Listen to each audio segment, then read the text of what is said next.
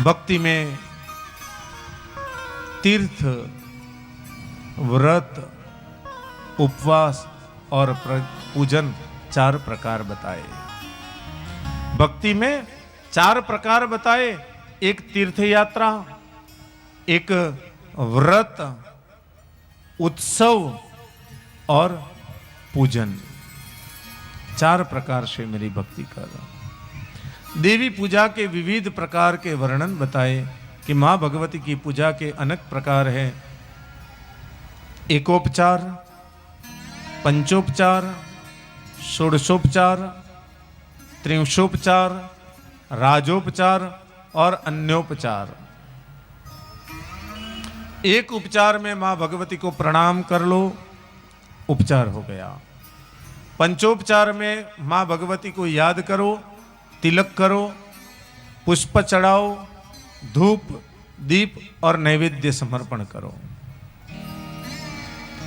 षोडशोपचार में मां भगवती को बैठने के लिए उनका ध्यान करो, बैठने के लिए आसन दो, मां भगवती के पैर धो, हाथ धो, पीने के लिए जल दो, स्नान करने के लिए जल दो, वस्त्र दो, उपवीत दो, टीका लगाओ, फूल चढ़ाओ, धूप अर्पण करो, दीप अर्पण करो, नैवेद्य समर्पण करो, आरती वंदना करो, मंत्र पुष्पांजलि और दक्षिणा करो, हो गया काम।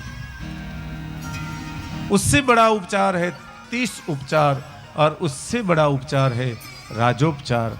मां भगवती के अलग अलग पूजा, अलग अलग विधि, उसके अलग अलग फल बताए। राजोपचार, उसमें भी पात्रा साधन युक्त राजोपचार पूजा, बड़ा उपचार बताया।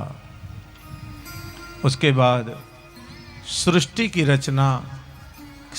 रचना के प्रारंभ में सबसे पहले भगवान नारायण के भीतर मां भगवती की माया के प्रभाव से भगवान को कुछ करने की इच्छा हुई, और भगवान को जब कुछ करने की इच्छा हुई तो भगवान के अंदर से माया शक्ति प्रकट हुई, और उन शक्ति से कमल प्रकट हुआ, नाभि में से कमल में से ब्रह्मा जी प्रकट हुए।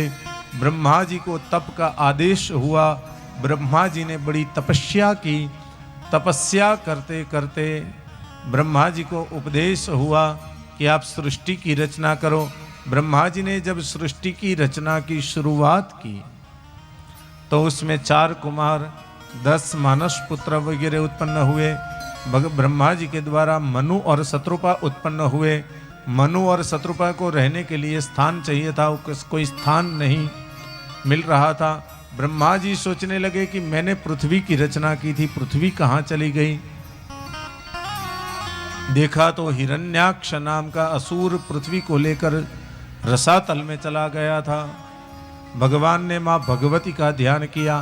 भगवती की आज्ञा भगवान विष्णु जी को हुई, और विष्णु जी वराह नारायण का रूप लेकर आए और हिरण्याक्ष का वध करके पृथ्वी को जल में स्थिर किया। मनु और शत्रुपा का दाम्पत्य जीवन हुआ।